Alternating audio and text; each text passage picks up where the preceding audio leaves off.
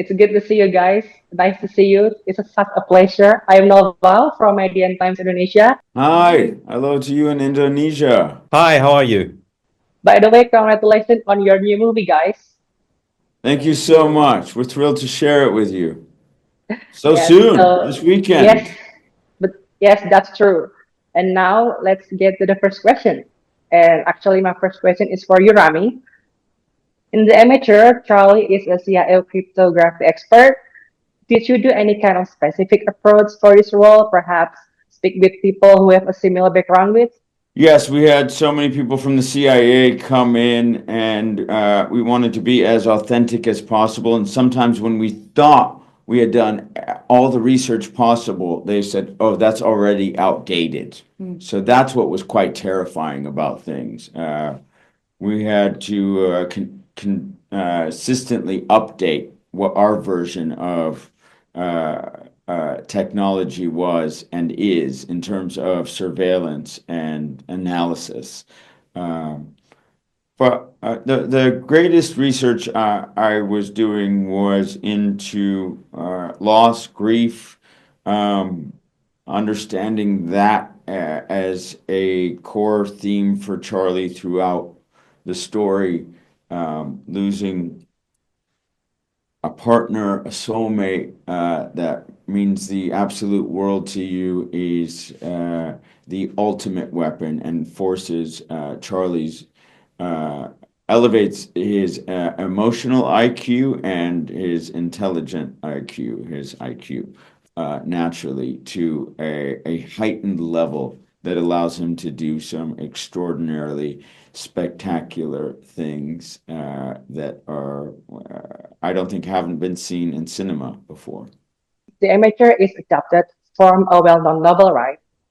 Did you feel any kind of pressure adapting the story from a novel into a film? I always feel a responsibility adapting from a book, from any other art form towards a film or a TV program. Because there's been an artist there before who has conceived of this and probably fallen in love with their characters and the form of it. So I think you have a responsibility to bring it to life honestly and to the best you can. Um, I think there's such a great premise in The Amateur, the character of Charlie Heller, the quest that he's given to undertake. That's what we could confidently take and translate to the big screen. And now for Rachel. Rachel, you know that you play a short-lived character here. With limited screen time, how does Sarah role become so much crucial for this film?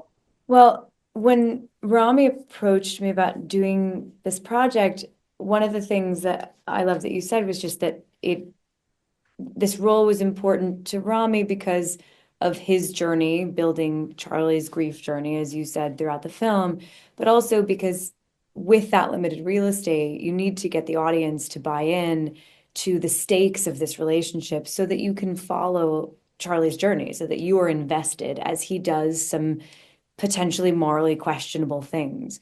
And so we had a lot of fun building out this relationship and their history, and with brilliant James Hawes, our director, to make what hopefully feels like a lasting impact throughout the film.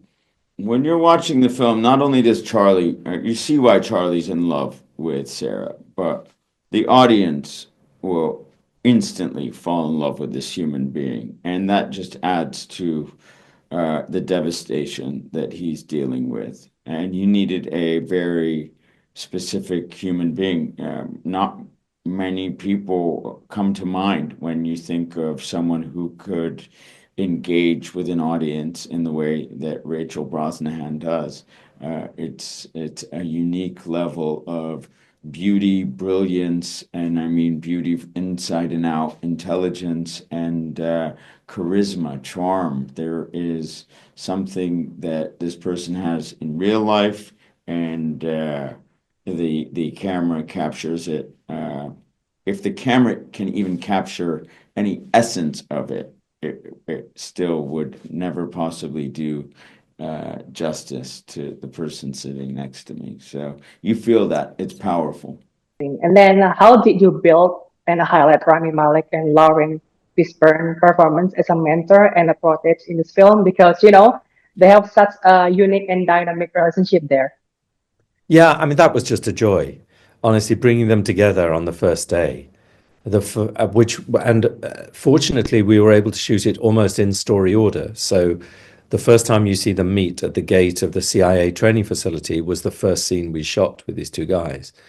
And the moment you see Henderson's character, Lawrence's character, chastising Charlie for being late, even though he isn't late, you know what the friction's going to be, and you enjoy his despair at this hopeless pupil that he's got. I like the fact that it set up a classic kind of mentor-tutor relationship, which is classical film form, but then it undermines it because he's rubbish. He's hopeless at what he does, and we enjoy the humor of that. The two actors got on really well. So, and I think you get some of that chemistry in the scene in the bar in Marseille and the scene in the car towards the end. And also maybe in the moment when Charlie finds Henderson dying. You see his emotion and his regret that this guy who has been the biggest threat to him suddenly looks like he's come to the end of his life. That's cool. And then what was the biggest challenge during the filming? And then how did you manage the energy and enthusiasm during the filming?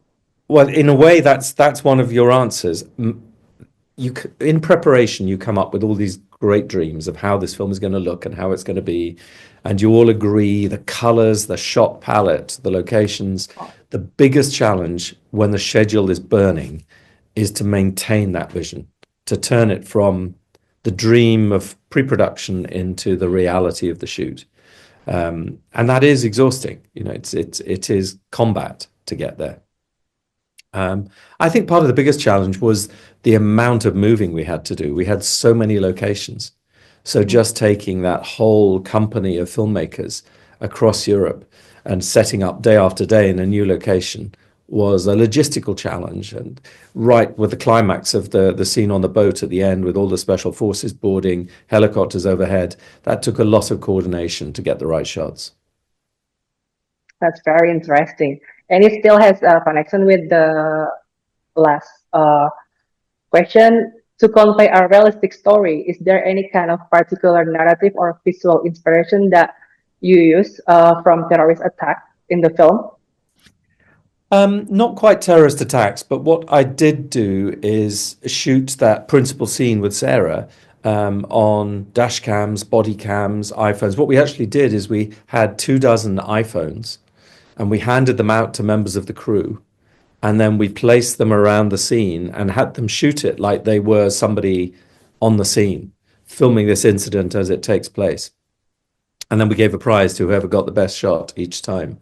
But so I guess what I was inspired by was the way we receive our news these days. And so much of it is because somebody had an iPhone and captured an incident, a road wreck or whatever happening.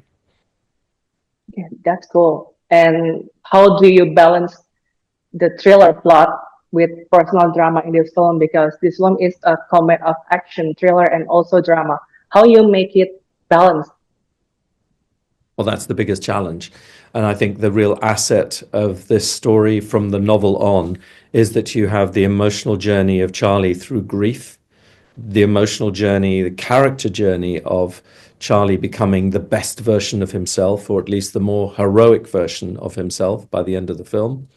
And all of that is shaped and manipulated and beaten into place by the action. So as long as you travel with the character of Charlie, I think you can deliver both simultaneously. Oh, that's very interesting. And that's the time that we've got, James. Thank you so much for your time. I really enjoy our interview today. Thank you so much. Thank you for your time and see you another time. Thank you very much. Take care. Goodbye. Thank Thank you. you. Thank you guys so much. Thank you.